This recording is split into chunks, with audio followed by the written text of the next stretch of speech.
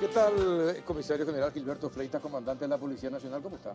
Buenas noches, Carlos. Gracias por la invitación y mi respeto a la teleaudiencia. No, gracias por aceptar venir.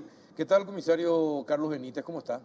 Buenas noches, don Carlos. Muchísimas gracias por la invitación. Estamos muy bien, gracias a Dios, y también los saludos a la teleaudiencia. Bueno, la seguridad es una de las patas fundamentales de la democracia en cualquier país en el mundo. Y en los últimos tiempos en Paraguay suceden cosas muy extrañas, muy raras. Por una parte, uno tiene una sensación de que las cosas no están bien en materia de seguridad. Sabemos que a la policía le faltan recursos y que le escamotean recursos desde el Congreso de la Nación, lastimosamente. O no entienden o lo hacen a propósito. No sabemos y nunca lo vamos a saber probablemente. Pero sí se siente la sensación de inseguridad y han aparecido nuevos hechos delictivos, han aumentado otros.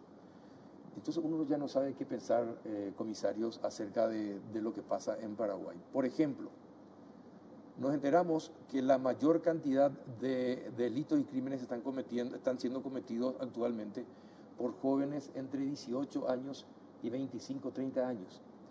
Y con un patrón muy bien definido. La mayoría son consumidores de drogas. Entonces, ¿qué tal si comenzamos por ahí? Sí. ¿Qué pasa en la sociedad y qué pasa con los jóvenes? ¿Por qué aumentaron los crímenes y los delitos cometidos por jóvenes, adolescentes hasta 30 años? ¿Qué pasó?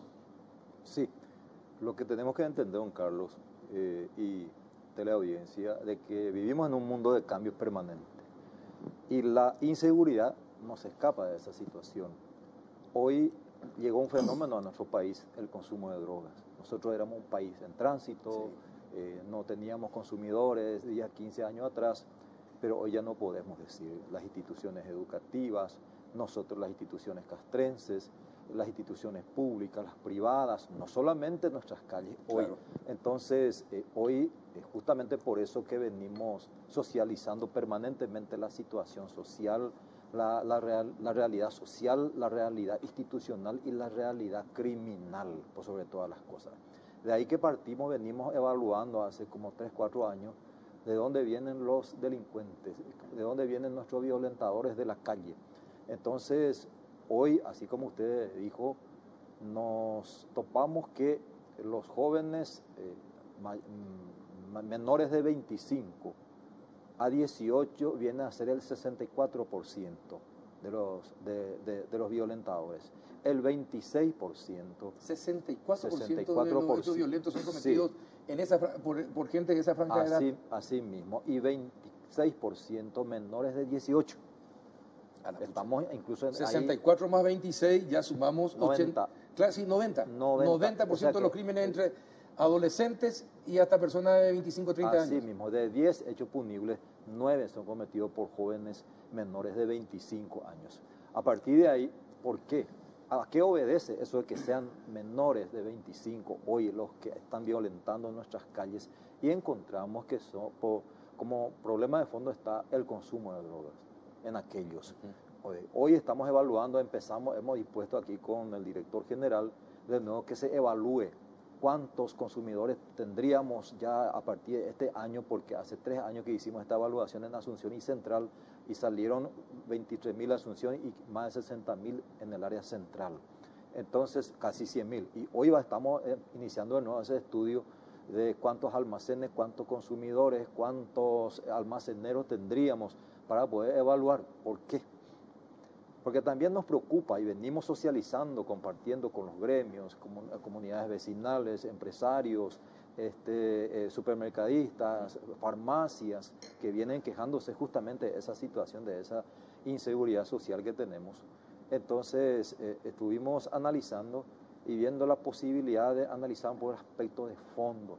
Porque en la policía el año pasado, Carlos, y tengo que decir porque es la realidad, hoy la policía está obligada a socializar estas cosas y a abrirse a la sociedad.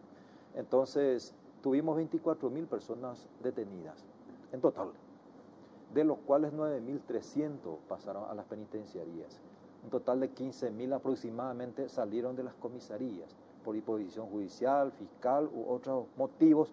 O sea que tuvimos un resultado del 38% no resultado, sino de efectividad. No llegamos ni siquiera al 50%. Entonces, pero hoy... una cuestión comandante y comisario. Esas personas que no llegaron a entrar a la cárcel, que recibieron otro tipo a lo mejor de decisiones por parte de los jueces, ¿es porque la policía y los fiscales no presentaron todas las pruebas en contra de ellos o porque también hay deficiencia en el sistema de justicia? No, nosotros tenemos que partir de que, por un lado, estas personas en su mayoría son menores.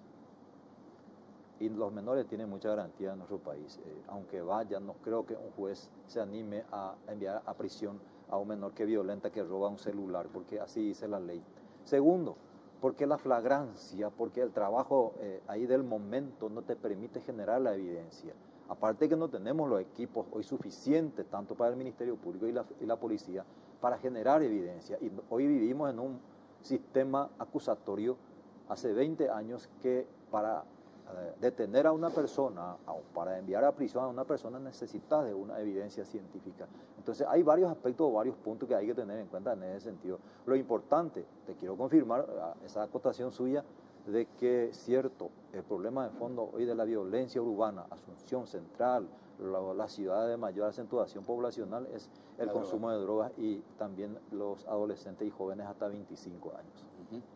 Bueno, y comisario, ¿cuánto de efectividad me habló? ¿Cuánto? ¿35%? 38. 38% de efectividad. En un año. En un año. Decimos policialmente eso. Somos efectivos, damos resultados, pero tampoco estamos buscando culpables de cuál institución está fallando. No. Tenemos que analizar, por eso que hoy venimos socializando la realidad institucional, la realidad criminal y mirar un poco el aspecto de fondo. ¿Qué hacemos de los jóvenes? Yo te digo, Carlos, y te soy sincero, acá el director general de prevención me va a confirmar eso, de que ninguno de los comisarios, compañeros de trabajo nuestros, quieren en el calabozo a un adicto hoy. Porque el adicto, según la OMS, es un enfermo. Entonces, pero comete un hecho punible. Al solo efecto de comprar su dosis, su medicamento, va preso y el tipo no puede aguantar 24 horas porque necesita de su dosis. Y el policía no está habilitado para darle su dosis. No, por ley nosotros tenemos prohibido, no podemos hacer eso. Entonces empieza a violentarse él mismo, empieza a golpearse y el policía es procesado. O sea que, y la misma cosa pasa en las penitenciarías. El ministro de Justicia no desea un adicto en la cárcel porque les pasa la misma cosa.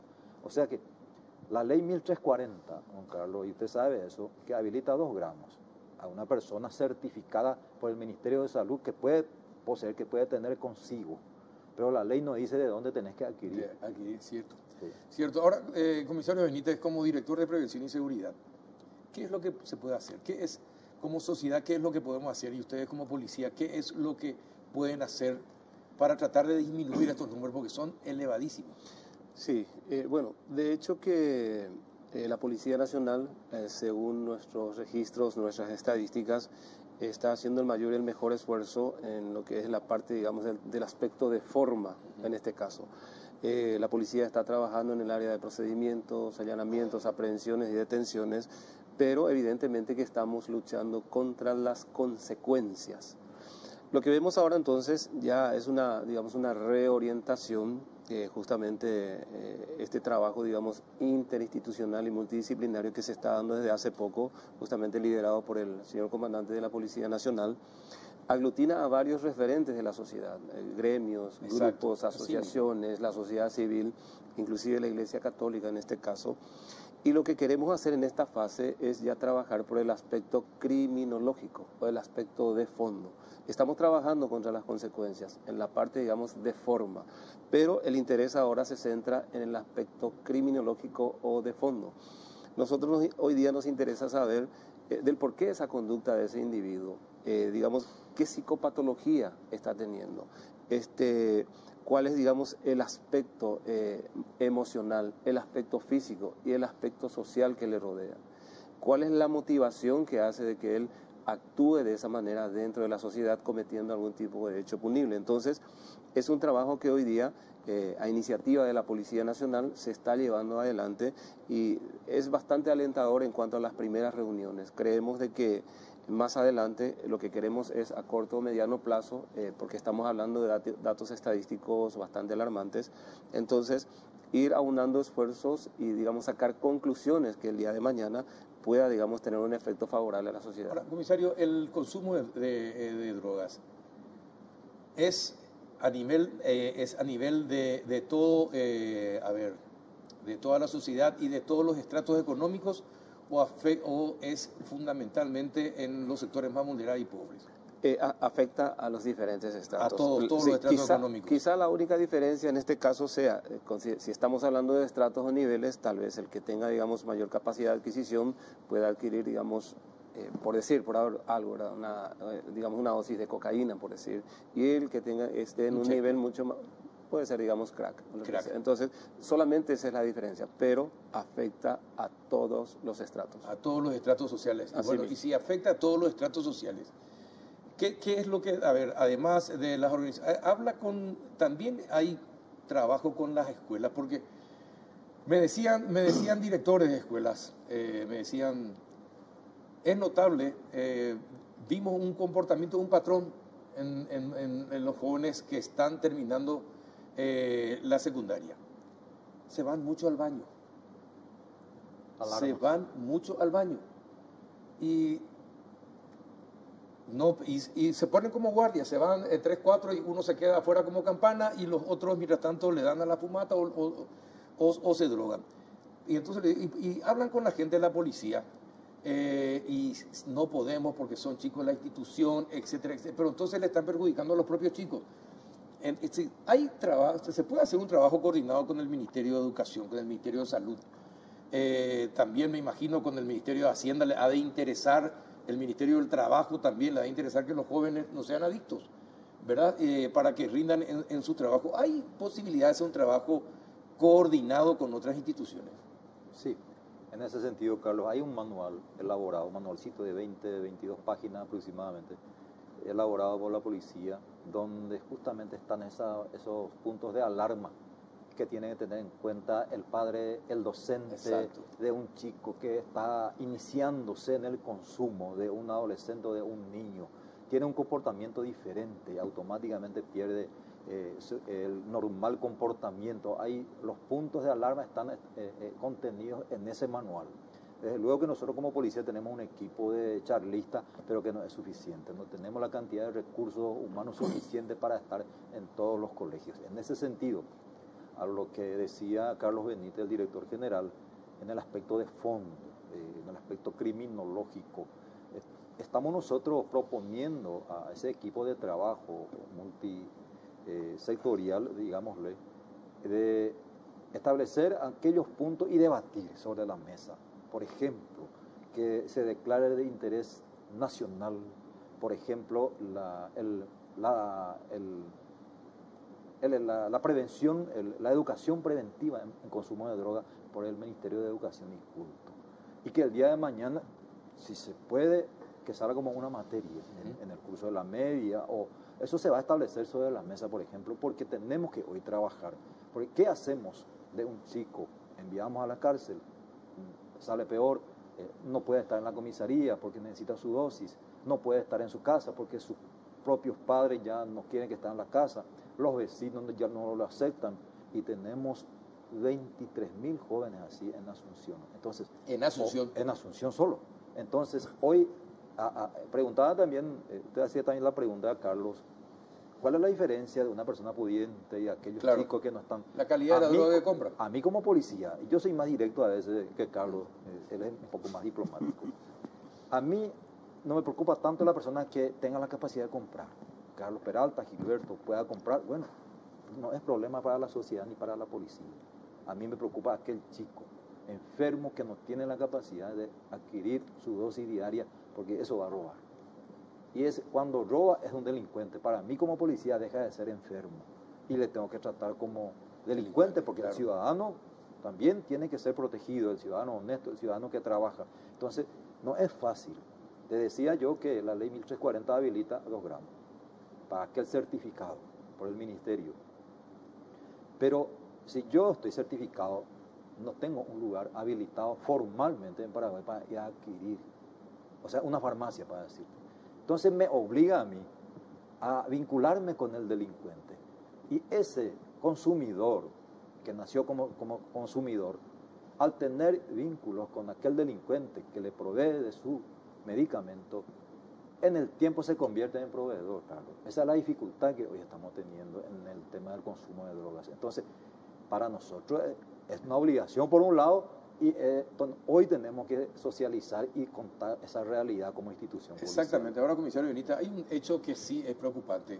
Este recorrido que hace Paraguay en cuanto al consumo de drogas ya lo vivieron muchos países. Lo vivió México, lo vivió Colombia, en América Central lo vivieron. Estamos nosotros hoy transitando ese mismo camino.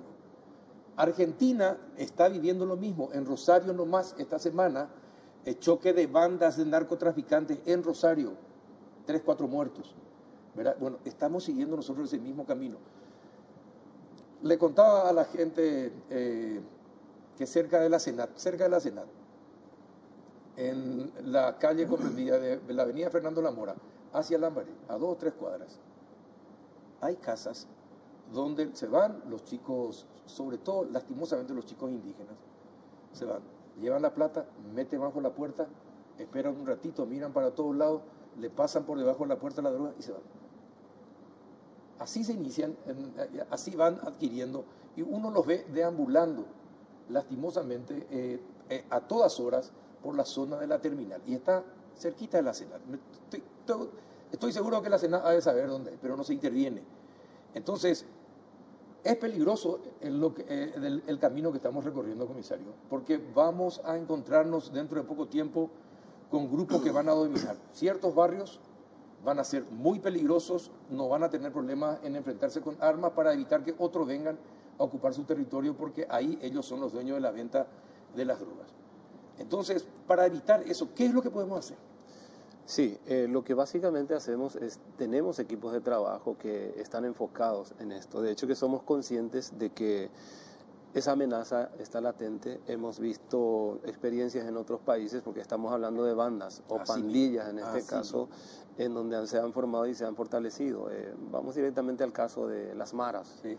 Entonces, la preocupación de la comandancia se ha centrado en eso, y tenemos equipos de trabajo que generalmente parten, digamos, de la parte técnica de la Dirección General de Investigación Criminal, entonces, juntamente con el Departamento de Narcóticos, y están haciendo un trabajo de campo, que es la parte operacional, y también el trabajo que tiene que ver, digamos, con la coordinación interinstitucional, porque vemos de que cuando estamos hablando de indígenas, de menores inclusive, tenemos, digamos, la participación de INDI en este caso. Y también, cuando hablamos de menores, también convocamos a la gente de CODEN y la Secretaría de la Niñez y de la Adolescencia. O sea que es un trabajo multidisciplinario, interinstitucional. Y la policía lo que se encarga de hacer es, digamos, impulsar, alentar ese tipo de encuentros, de reuniones, y buscar la mejor estrategia posible. Es una preocupación y estamos enfocados en eso. Es totalmente diferente cuando hablamos en zonas fronterizas, cuando realmente sí se ha visto eso que habías mencionado, la propuesta de la pelea o la lucha por territorio y por mercado, que son áreas, digamos, bien identificadas. Entonces, es una preocupación de la comandancia, estamos inmersos en eso. Comisario, de ahí al sicariato hay un trecho nomás, ¿verdad? Porque finalmente muchos de estos jóvenes, lastimosamente, les cuesta conseguir trabajo, se asocian con los que le venden las drogas, terminan trabajando para ellos, y muchos después se convierten en sus pistoleros. Sí. Hoy los casos de sicariato ya no se producen solamente en el norte, como eran años anteriores. Hoy ya ocurre en todo el país. ¿Qué significa eso? Bueno, nosotros, Carlos, en ese sentido venimos trabajando al límite. En el aspecto de forma, nuestra obligación es trabajar en la parte de prevención y en la investigación policial, que son los efectos o las consecuencias de la criminalidad. Lo interesante es que hoy comprender a dónde nos estamos yendo, así como usted dice, y evitar en lo posible el día de mañana que se forme en nosotros porque hay que entender bien, decir pandillas nada más es fácil. Es fácil. Pero ¿cómo se formaron las pandillas? Imagínense solamente en la época del presidente Clinton vinieron, se instalaron unos cuantos que salieron de los Estados Unidos en El Salvador, y en poco tiempo se formaron las maras, fíjense cómo avanzaron, y hoy con un trabajo intenso está trabajando en El Salvador para poder disminuir hoy, y nosotros no tenemos que permitir aquello. Nosotros hoy, ¿qué es lo que pasa con los jóvenes?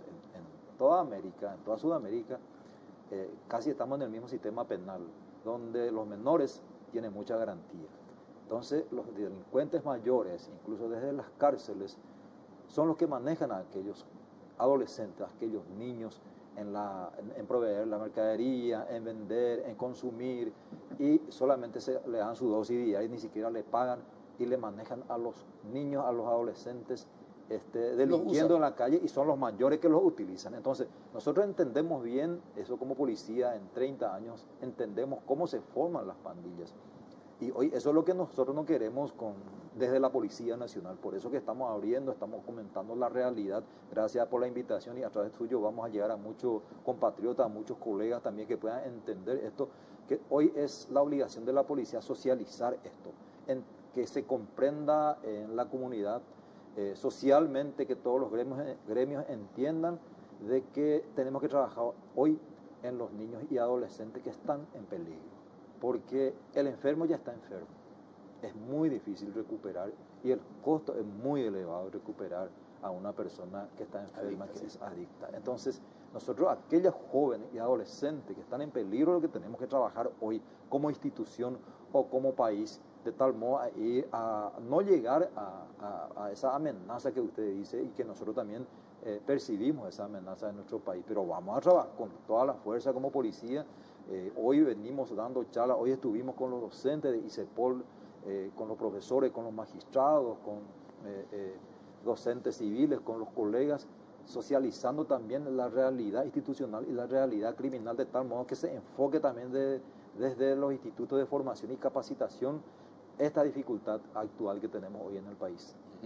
Es complicado el tema. Bien, tenemos que ir a la primera pausa, porque seguimos con ustedes, porque este es un tema importantísimo para el país, el tema de la seguridad. Después vamos a hablar acerca de los abusos en niños y niñas y los casos de feminicidio. Impresionante los aumentos que se dan de este tipo de delitos en nuestro país. Así que a la vuelta de la pausa hablamos de feminicidio y abuso de niños y niñas. Ya volvemos.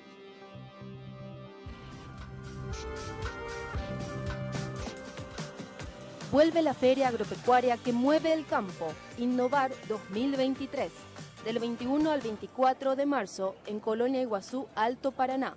Encontrarás Agritech, expositores con cultivos demostrativos, dinámicas de maquinarias, conferencias y capacitaciones, Innovar Mujer, Innovar Digital y mucho más. Organiza la Unión de Empresas Agropecuarias. Innovar, juntos movemos el campo. Para más información, seguí Innovar Feria en las redes sociales.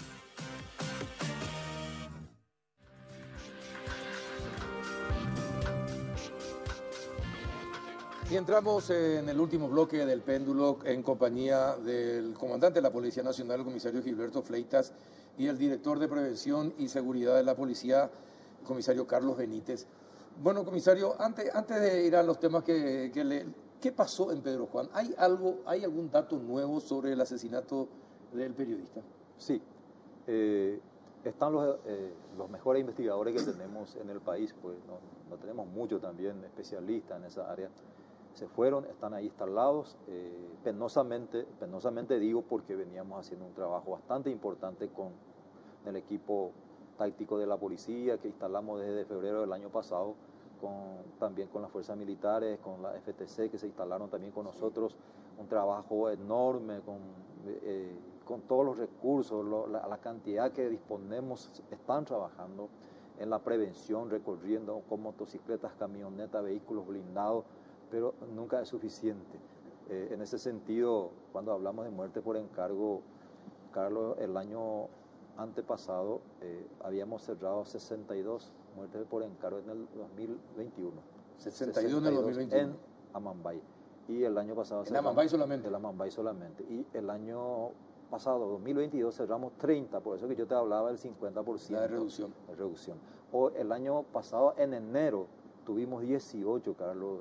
Empezamos, por eso que instalamos rápidamente en febrero un equipo táctico para dar la cobertura de prevención. Y este año estamos teniendo 3 en enero, entrando febrero en Pedro Juan. Penosamente, un colega de ustedes fue víctima ahora, un comunicador. Estamos viendo la realidad a que nosotros normalmente estudiamos los antecedentes históricos, su familia, el trabajo, cuando empezamos a investigar y no estamos encontrando indicios alguno de que él haya dado opiniones, criterios o fuertes opiniones en relación al narcotráfico, a otras que pudiera molestar a algún jefe. Entonces, estamos teniendo otra hipótesis en este momento, de acuerdo a los investigadores, que tienen muy buena información. No puedo adelantar porque no quiero ser irresponsable en ese sentido. Quiero dejar en manos del Ministerio Público y también de los policías especializados que están trabajando. Me dieron una muy buena información a último cuando venía yo al canal. Nosotros informamos hoy en el noticiero de posible deuda. Sí, están trabajando muy bien. Que tenían con el periodista.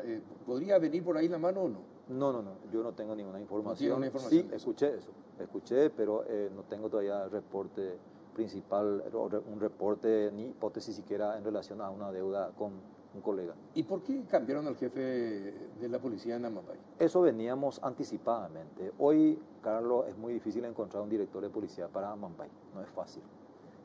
No todos quieren ir a Amambay porque ya una persona de 50 años, un policía, ya quiere cuidar a su familia, cuida su situación jurídica y no es fácil. ¿Son permanentemente amenazados ahí? No en ese sentido, sino primero dejar la familia y segundo es muy pesada la carga ser director de policía en Amambay en ese sentido, porque tiene que en un momento más tranquilo a veces estalla una situación como esta. Y eso demasiado genera preocupación y lógicamente el director está en una situación difícil, en su situación jurídica, su situación de su estabilidad institucional. Entonces eso no es fácil llevar ahí adelante. El comisario Paré hizo un muy buen trabajo, tenemos que ser agradecidos como institución. Él va a ocupar otro cargo aquí en Asunción. Él hizo muy buen trabajo con el segundo que se quedó por el momento hasta ahora. Penosamente ocurrió esta muerte del colega, pero hoy se fue el comisario París, una persona a quien le consideramos una persona que tiene esa capacidad de ir primero a manejar sus recursos humanos que tiene y interactuar con los militares, interactuar con todas las instituciones y entender también el comportamiento del crimen organizado de Pedro Juan, que no es fácil, porque hay que entender, el director tiene que comprender eso, tener ciertos parámetros a partir de ahí trabajar.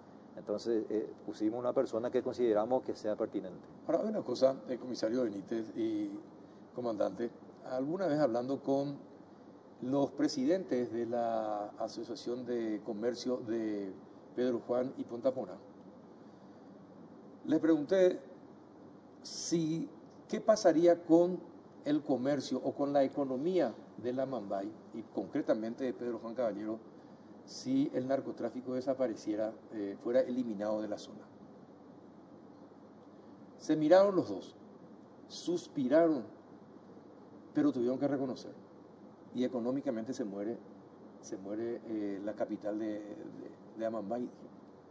Así influye, hasta ese punto llega la influencia del narcotráfico en el departamento. No solamente ahí, Carlos. El año sí. antepasado, tuvimos la muerte de colegas en Puenteciño. Entonces instalamos varios equipos policía para la búsqueda de los autores ahí. Y al mismo tiempo empezaron a incursionar en los montes y empezaron los cortes de marihuanales en la zona. Y algunos almacenes cerraron en esa localidad. Exacto. Y hoy estamos en Canindeyú. Estamos en este momento destruyendo con la Senado trabajo conjunto porque nosotros como policía no íbamos a poder. Le pedimos también una ayuda a la ministra de la Senado y con gusto ella accedió. Están ahí Senado y policía trabajando 100 hectáreas en el departamento de Canindeyú. Hoy destruyeron 34 hectáreas, ayer fue 26 hectáreas, mañana no sabemos cuánto y pensamos terminar esta semana. Y ahí va a haber dificultades porque es una situación social que tenemos que entender que el narcotráfico también tiene su su consecuencia en ese sentido. Económica. Cuando falleció el colega de ABC Color con la secretaria, ocurrió la misma cosa. Le preguntamos a los comerciantes de la zona de influencia y si se sentían más seguros con la policía. Y nos dicen, sí, pero no hay comercio. Nadie viene a comprar ni a vender. Y así. Así es la percepción, Carlos. Nosotros como policía nunca analizamos y evaluamos esa parte, porque tampoco cuando nos vamos a preguntar es probable que no nos digan la verdad o que no les guste nuestra presencia por ahí. Entonces nunca evaluamos demasiado esa parte, pero está por ahí. Esa es la percepción que siempre tenemos como policía. Pero es una situación que alguna vez debemos erradicar y es una imagen negativa que tenemos en la región en la producción de marihuana y el narcotráfico en la frontera con Brasil. Y respecto del abuso de niños y niñas, y respecto de los casos de feminicidio, aumentaron increíblemente. Tal vez siempre haya sido muy elevada la cifra, pero no se denuncian los casos. Los casos de violencia intrafamiliar cada fin de semana aumentan exponencialmente. Increíble, cuando hablamos con la jefa de Relaciones Públicas de la policía los lunes, son sorprendentes la cantidad de denuncias de violencia intrafamiliar. De ahí a casos de feminicidio y abusos en niños, pero son terribles. Hoy me decía el doctor Merlo que probablemente solo se denuncie el 20% de los casos de abusos que ocurren en niños y niñas. ¿Qué pasa en esta sociedad, comisario? Bueno, empiezo yo y le doy a Carlos la palabra después. Hablando estadísticamente, se tiene en cuenta a nivel regional el homicidio, usted ya sabe, para medir el índice de criminalidad de un país en el mundo. Y hoy venimos nosotros separando un poco el feminicidio del homicidio, porque anualmente ocurría hasta 10 en el país feminicidio y el año pasado tuvimos 40. Entonces tuvimos que separar del homicidio doloso el feminicidio para tener un parámetro para medir nuestro índice, porque el homicidio doloso es producto del crimen, producto de la violencia callejera, pero el feminicidio no es producto de la criminalidad, es producto de familiares, de parejas entre sí, y realmente genera alarma. El año pasado tuvimos 40, este año creo que ya tuvimos 10 solamente... Sí, 8 más o menos confirmados y 2 que están. Entonces, esa es la preocupación. Te dejo la palabra, don Carlos. Sí, en cuanto a lo que es el abuso infantil o contra menores, hemos visto de que recién habías mencionado de que hay un subregistro en cuanto a las denuncias. Eso podría, ser a consecuencia de que más del 80% de los casos de abuso contra menores ocurre en el entorno. Entonces, puede ser familiar o puede ser, de amistades. Entonces, es totalmente entendible de que pueda haber un subregistro en cuanto a eso. De hecho que, vemos de que los más comunes en este caso es el abuso sexual contra menores, maltrato físico, y por otro lado también que en los últimos tiempos tomó auge el tema de pornografía infantil. Sí. Entonces son los 3 casos, que usualmente levantan ese índice. De hecho que también la policía trabaja, como había dicho, con la Secretaría de la Niñez y de la Adolescencia, con CODENI en este caso, y buscamos de que exista esa conciencia de dejar de lado un poco el subregistro y tratar, de mejorar el estado de cosas en cuanto a la resolución de los problemas. Por otro lado, el tema de feminicidio, ya lo dijo el señor comandante, hemos tenido de enero hasta hoy día 15, aproximadamente aproximadamente porque son 10 hechos que se ajustan a lo que serían feminicidio. Pero, y tentativa. Pues incluye la tentativa. Entonces, con el trabajo técnico y también con el trabajo del Ministerio Público, lo que se ha dejado en limpio, por decir, hoy día, son 7 casos. Uno que prosigue todavía bajo investigación, que también podría ser un caso que ocurrió hacia el Chaco, en donde hace aproximadamente 3 semanas una pareja fue encontrada, ambos, con impactos de bala. Entonces es el caso que todavía está en la duda, pero hoy día podemos sumar 8, de enero a mediados de febrero. Pero me contaba la fiscal de Ciudad del Este la semana pasada que desde agosto del 2021 hasta diciembre del 2022 se produjeron 732 casos de abusos en niños y niñas, solamente en 2 ciudades, Ciudad del Este y Mingaguazú, solamente en 2 ciudades. Si eso traspolamos a todo el resto del país, estamos hablando de cifras increíbles. Y si encima está el subregistro, estamos hablando de una sociedad enferma actualmente. Definitivamente, es por eso que estábamos mencionando que la policía hoy día, la visión que tiene en cuanto al tratamiento de cualquier tipo de hecho punible, es ya no solamente tratarlo de forma, sino ver, digamos, el aspecto criminológico o de fondo. Y a eso se debe que hoy día la Comandancia de la Policía Nacional trata de aunar esfuerzo de los diferentes sectores de tal manera de dar una mejor respuesta en cualquiera de los casos. Por ejemplo, el caso de esta niña en Caaguazú. Ya se tienen más datos acerca, porque hay 2 o 3 jóvenes detenidos ya, 2 o 3 personas detenidas. ¿Va camino a dilucidarse, a aclararse ese crimen? Sí. Violación, tortura y crimen. A última hora venía teniendo reporte de los investigadores principales. Porque sabía que quería preguntarlo. Y va a seguir el trabajo, sí. Y va a seguir el trabajo, es una niña, no importa sí, la actividad que haya tenido, haya salido de su casa, es una niña. Entonces, imagínense Caaguazú, una ciudad distante a 200 kilómetros de la capital, y está en esa situación. Yo creo que vamos a llegar a todos los involucrados, porque me estaban informando de que estaban detrás de otros grupos, del grupo principal, porque va más allá de lo simplemente que haya salido con un joven. Ahí ya te digo todo, Carlos, cómo estaba, por eso que hay tanta violencia en relación al cuerpo de la niña. Sí, sí. Ojalá que sean, si el grupo completo que participó pueda ser detenido. Y en el caso de esta niña de 7 años en Ciudad del Este, todavía es igualmente trágico.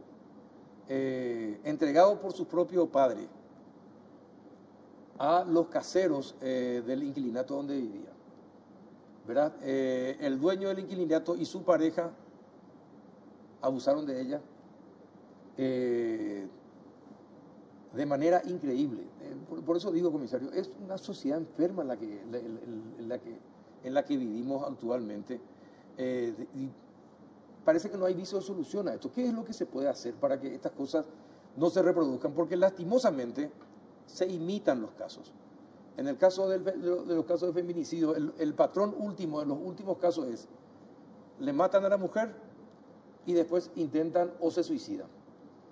En los últimos casos de los 8 que usted mencionó, ese es el patrón principal. ¿Cómo evitar todo eso? ¿Qué es lo que se puede hacer? Bueno, nosotros, Carlos, la pospandemia o la pandemia iba a traer consecuencias. Todo dijimos, nosotros policialmente veníamos generando alarma de que iba a haber aumento de la delincuencia. Y de los casos de abuso también. Y por eso que venimos trabajando y venimos dando apertura de la institución, venimos socializando esta preocupación institucional, la pospandemia. Y también algunos médicos, sociólogos, psicólogos venían también generando alarma en relación a la conducta de jóvenes y adultos que podían tener en el tiempo como consecuencia de esta pandemia. Yo no soy especialista en aquello, pero hay que analizar el aspecto criminológico, el aspecto emocional que hoy vive el país. Imagínense, si nosotros seguimos la misma estadística de 8 por mes, ¿a dónde apuntamos en diciembre con la cuestión de feminicidio? Sí. No, increíble, eso es lo que estamos teniendo. Por eso que hoy separamos. Anteriormente nos separábamos, homicidio, feminicidio 5 en el año, 10 en el año máximo, el año pasado 40. Por eso que ya hoy separamos el feminicidio independiente del homicidio doloso, aparte para poder medir realmente el índice de criminalidad en el Paraguay y en la región. Entonces, esa es la postura que hoy tomamos como institución y necesariamente nosotros no somos especialistas en Pero evaluar. tenemos que abrir los ojos sobre estos casos. Claro que sí, por eso que hoy venimos trabajando con todos los sectores. Y estábamos ya discutiendo en mesa de trabajo, porque estábamos hablando de, digamos, la interacción entre instituciones y también la parte multidisciplinaria. Ya el señor comandante estaba previendo ya la inclusión de especialistas en el área, digamos, de criminología y en la parte también de sociología, porque es un aspecto que abarca. Entonces, sí, definitivamente. Y psicólogo también. Sí, también, claro. también. ¿Verdad? Claro. En los casos de secuestro, ¿por qué aumentan los casos de secuestro últimamente? ¿Qué está pasando, comisarios? Bueno, Paraguay, y tengo que confesar, Carlos, que estoy muy orgulloso de mis investigadores de antisecuestro. Todos los secuestros que hemos tenido en el Paraguay han sido esclarecidos, han sido detenidos. Y este caso de Guairá también le vamos a llegar. El caso que ocurrió en Capitambao hace poco, le llegamos, fueron detenidos, los 4 fueron detenidos de Belén, todas las armas, y hubo un sexto, un quinto, un séptimo detenido del caso del veterinario. Así es que en materia de secuestro tenemos los especialistas, no es fácil prevenir, así como no es fácil prevenir la muerte por encargo del sicariato, no es fácil prevenir el secuestro. Pero tenemos especialistas, nos preparamos para investigar y siempre lo vamos a identificar a aquellos que quieran incursionar en el área de secuestro criminalmente hablando. Pero corrió la versión de que serían estos casos de secuestros, serían de gente ligada al narcotráfico, que de repente no tiene trabajo, no tiene tareas, entre comillas, que realizar. Entonces, para conseguir recursos, se dedican al secuestro express. ¿Es correcta esa a otro apreciación? tipo de delitos, no solamente al secuestro express, sí. Esa es la información que nosotros tenemos y la percepción y con la evaluación que hicimos en la zona de Capitambao, en la zona de Amambay, porque la SENA entró con fuerza, incluso en un trabajo conjunto de la policía de la SENA y la Fuerza Federal de Brasil, la policía de Brasil, incursionamos el año pasado, antepasado, y no sé cuántas hectáreas se cortaron, cuántos se destruyeron marihuanales, incluso algunos lugares ya ya elaborados de productos, y hoy estamos con las 100 hectáreas de Canindeyú, luego que eso trae consecuencias y nosotros esperamos la comisión de otro delito. Así mismo como ocurre acá en Asunción. Cuando el contrabando se ataja al máximo, los vendedores ambulantes tienen dificultades. Otro tipo de delitos. Esa es la dificultad que tiene después como consecuencia en el aspecto criminal. ¿Cuánto de relación tiene con la criminalidad la pobreza? Bueno, quiero dejar Sí, es totalmente, digamos, es una cuestión discutible, porque vemos de que tiene que haber una condición para eso. Hay personas que, hablamos de pobreza, pero hay personas que siendo parte del crimen organizado y tienen un capital impresionante, siguen dedicándose a eso, porque el fin último es el lucro, el dinero, de insertarse en la economía legal e ilegal. Pero vemos también de que muchas veces estas personas que tienen, digamos, un poder adquisitivo mínimo, o sea, que están en la pobreza, digamos, caen, digamos, en algunos delitos menores, tal vez hurto, en la parte bagatelaria, por decir, pero no es una condición que pueda determinar que quien pueda, digamos, estar más inserto en la comisión de hechos. Claro, no está directamente relacionado. No está directamente. Tal vez pueda ser una condición de que en el peor escenario, como algunos dicen, bueno, que hurtó o robó para comer, tal vez. Con eso no se justifica, en absoluto, no se justifica, obvio. pero no es determinante en este caso, desde el aspecto... Claro, pero tenemos que ser honestos también. Los que roban en grande no son precisamente los pobres, ¿verdad? Eso también tenemos que señalar. Este señor secuestrado en el Guairá, ¿sigue secuestrado?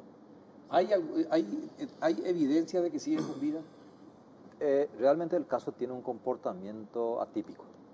Hubo una sola llamada en el primer día, después nunca más hubo comunicación.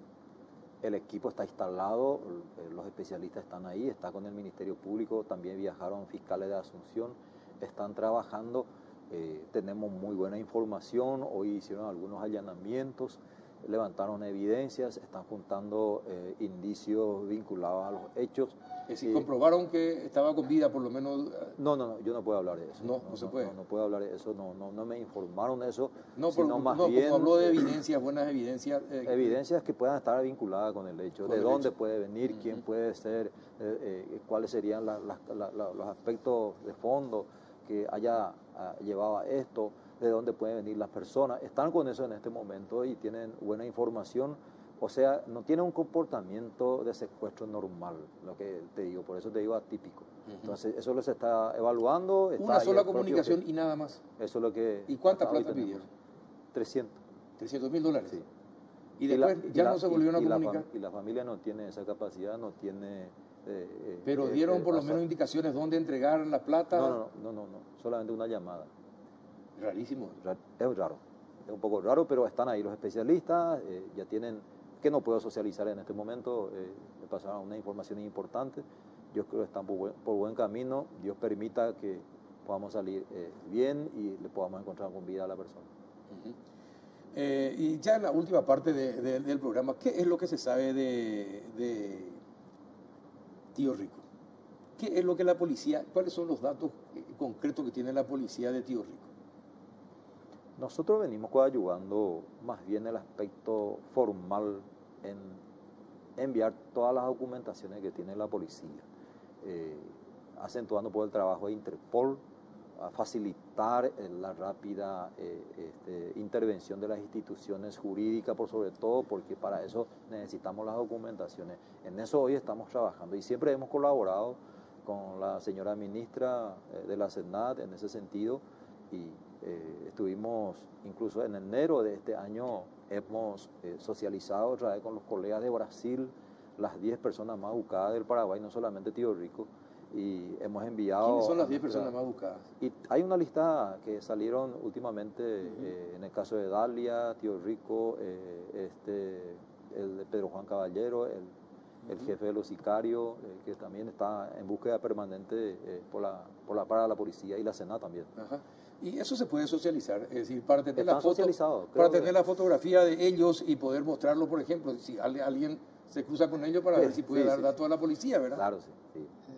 Estamos socializando eso, creo que Carlos, mañana mismo podemos facilitar eso, pero siempre con el cuidado, porque tampoco estamos autorizados a mostrar las imágenes, pero dentro de las formalidades posibles. Pero las pruebas contra Infran, alias Tío Rico, que poseen los organismos de seguridad del Estado, entre ellos la policía y la SENAT, así son contundentes, claros de que es un jefe importante del narcotráfico. Bueno, yo no quiero entrar en ese detalle porque yo no fui el investigador y tampoco la policía.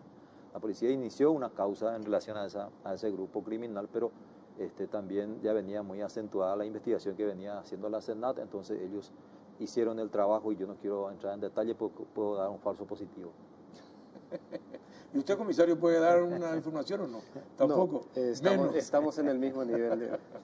Bueno, y con Dalia, ¿por qué no se le detiene a Dalia? ¿Cómo es posible que en Paraguay una persona pueda estar desaparecida sin ser hallada por la policía? Y es una pena que siempre, no solamente la policía paraguaya, sino a nivel mundial, que hay personas a veces, o hay deudas que tenemos con la ciudadanía y con los familiares a veces de las víctimas. No localizamos a la persona, a quien le buscamos penosamente. De Dalia se hicieron varios trámites, varias documentaciones se socializaron con el Ministerio Público, se socializaron varios pedidos de allanamiento, se hicieron muchos. Hoy de nuevo continúan los trabajos, también compartimos con los colegas de Brasil. Hay indicios documentados de su presencia también en aquellos países. Entonces venimos compartiendo, pero ¿cuál es la situación, Carlos? Ahí la causa es producción de documentos no auténticos. Entonces ahí en algunos países esa causa no está dentro de las tipificaciones, entonces eso dificulta un poco. Nosotros para Paraguay es un delito. Entonces hoy venimos compartiendo con los fiscales que tienen la causa. Todas esas documentaciones que nos acercaron los colegas de aquellos países están en el Ministerio Público, prudentemente están manejando y lógicamente respetamos también la postura hasta tanto se formalice todo aquello. ¿Y la policía que tiene datos del paraguayo que asesinó a la policía argentina en Retiro? Es una pena como paraguayo, por un lado. Pero ¿No tiene antecedentes acá en Paraguay? No, yo no tengo por reporte de eso, Carlos. Creo que no tiene antecedentes. No, Interpol está manejando. Estuvimos trabajando, pasándole los datos completamente a los colegas de Argentina. Nos sorprendió por la actuación así contra un agente policial en Argentina, Acá muy pocas veces, a veces tenemos una situación como esa y un paraguayo que actúe en otro país realmente nos sorprende.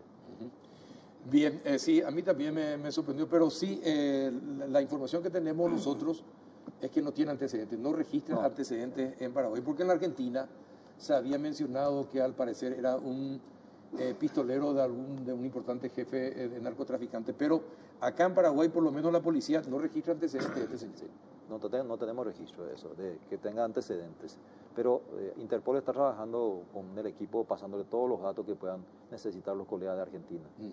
Bien, nos quedan 2 minutos. Comisario Benítez, así mirando a esa cámara, Sí. ¿Qué le puede decir a la ciudadanía y a la teleaudiencia de Unicanal sobre qué puede hacer la policía para mejorar la seguridad de la gente? Sí, de hecho que ya hemos empezado, esto ya, digamos, se va a ir, digamos, dando a través de las diferentes estrategias que estamos trazando. Al inicio del programa estábamos diciendo de que es un trabajo ya interinstitucional, multidisciplinario. Ya no solamente queremos estar abordando lo que es la parte de forma, sino ya queremos abordar lo que es el aspecto criminológico o de fondo, entender mejor el origen, cuáles son las causas y no simplemente ya estar peleando contra las consecuencias. Entonces, dentro de estas estrategias están enmarcadas, digamos, estas cuestiones y comprometernos otra vez de seguir dando el mayor y el mejor esfuerzo de tal manera que lleguemos a buen puerto. Gracias por venir, comisario Benítez. Comisario Fleitas, comandante de la policía, a ver, mirando aquella cámara, esa que dice el número 1, Sí. a ver, ¿qué le puede decir a la ciudadanía que le está viendo en este momento acerca del trabajo que puede hacer la policía para mejorar su seguridad? Nosotros hoy como policía y como institución estamos abiertos con toda la comunidad. Por un lado la comunidad educativa, que nos preocupa en la educación preventiva en materia de consumo de drogas, con la sociedad civil para trabajar en conjunto y entender justamente la seguridad pública. El aspecto preventivo, cómo prevenir hoy. Estuvimos mirando cuáles son los puntos que tenemos que tener hoy para mirar un poco el aspecto de fondo, como mencionaba el director general, y pusimos sobre la mesa, por ejemplo, ir limitando por el uso del billete de papel moneda a ciertas horas de la noche, porque hoy las víctimas nocturnas son las estaciones de servicio, las farmacias y las personas que salen y van a sus casas llegando.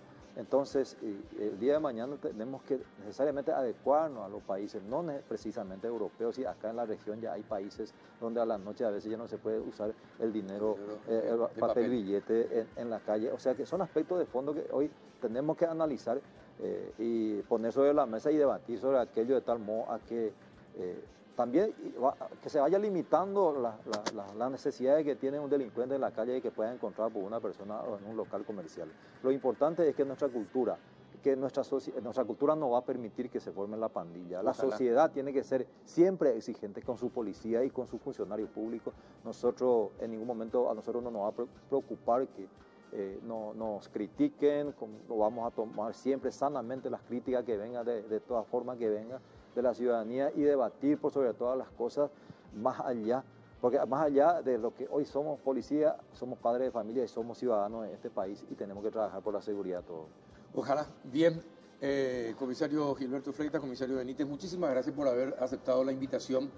Es un tema muy importante, la seguridad para la democracia, y bueno, ojalá los políticos también lo entiendan y le brinden todos los recursos necesarios a los organismos de seguridad para que tengan menos excusas de decir que porque por falta de recursos no pueden hacer un buen trabajo.